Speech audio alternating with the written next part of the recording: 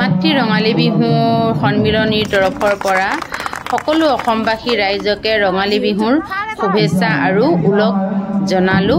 আৰু আজি আমাৰ মাতৃ ৰঙালী বিহু সন্মিলনীৰ তৰফৰ পৰা আয়োজন কৰা দুদিনীয়া কাৰ্যসূচীৰে বিহু উদযাপন কৰিবলৈ গৈ আছো। তাৰে আজি প্ৰথমটো দিন হয় আৰু প্ৰথমটো দিনত আমাৰ বৃক্ষৰোপণ আছিল আৰু বৃক্ষৰোপণ ইতিমধ্যে হৈ গৈছে। বৃক্ষৰোপণ হৈ যোৱাৰ পাছত আমাৰ পতাকা উত্তোলনো ইতিমধ্যে হৈয়ে গৈছে।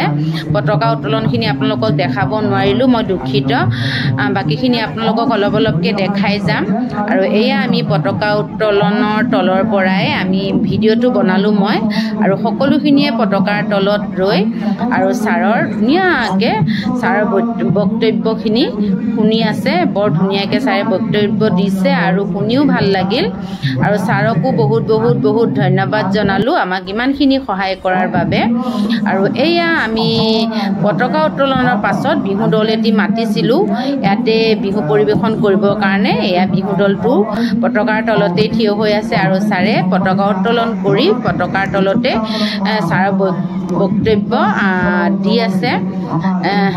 আমিও ধুনীয়াকৈ ছাৰৰ বক্তব্য শুনি আছোঁ আৰু মই ভিডিঅ'টো বনালোঁ দেই বন্ধুসকল। আৰু ছাৰৰ বক্তব্য শুনি ভিডিঅ'খিনিও বনালোঁ, আপোনালোককো দেখালোঁ। আৰু পতাকা উত্তোলন হৈ যোৱাৰ পাছত আমাৰ শ্বহীদ তৰ্পণো অলৰেডি হৈ গ'ল। আৰু শ্বহীদৰ বিষয়ে অলপমান আমাক আমন্ত্ৰিত কৰি অনা একজন বিষয়ববীয়াই ধুনীয়াকৈ সুন্দৰকৈ বক্তব্য আগবঢ়ালে, শুনি বিৰাটেই ভাল লাগিল।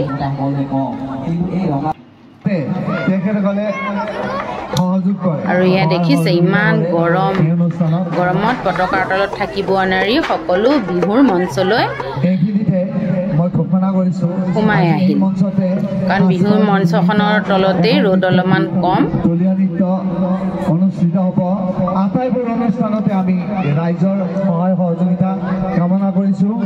আৰু অৱশেষত পুনৰ মাতৃ ৰঙালী বিহুৰ তৰফৰ পৰা আটাইলৈ আমাৰ ওলগ জনাইছোঁ। সকলোৰে মেকআপবিলাক মানে একদম গুচি গৈছে আৰু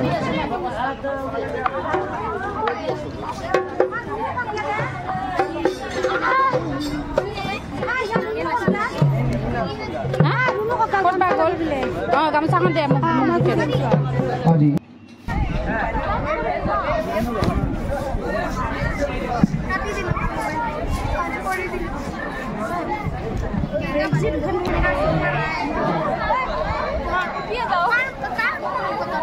মাতৃ ৰঙালী বিহু সন্মিলনৰ বাকৰিত এয়া দেখিছে আজি দুদিনীয়া কাৰ্যসূচীৰে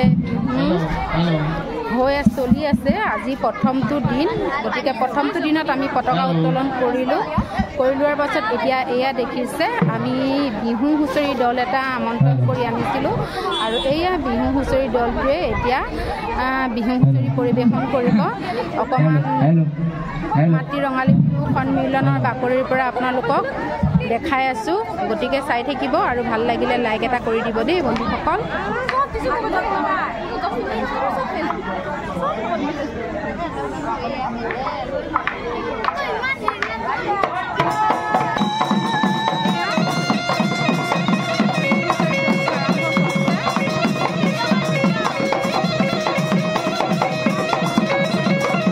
এয়া দেখিছে ঢুলীয়াখিনিয়ে ঢোল বজাবলৈ আৰম্ভ কৰিলে। এতিয়া বিহু হুঁচৰি হ'ব অকণমান। আৰু ইমান ধুনীয়াকৈ পেঁপা বজালে। মই পেঁপা বজাৰ মানুহজনকো মোবাইলত ধৰি ৰাখিলোঁ আৰু আপোনালোককো দেখুৱাইছোঁ দেই পেঁপা বজোৱাত কেনেকুৱা হৈছে জনাবচোন।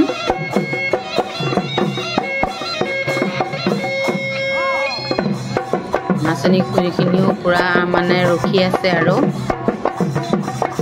নাচিবৰ বাবে ৰেডি হৈ আছে। আৰু এই ল'ৰাজন দেখিছেনে ইমান ধুনীয়াকৈ গানটো গাইছে, শুনিয়ে ভাল লাগি গ'ল দেই।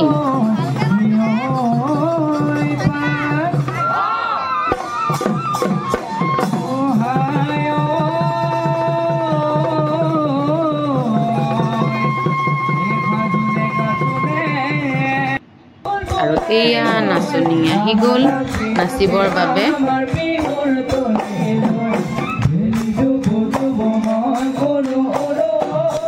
ভাল লাগিল ছোৱালীকেইজনীৰ নাচনখিনিও বৰ ধুনীয়া হৈছে বৰ ধুনীয়াকৈ নাচিলে তেখেতলোকেও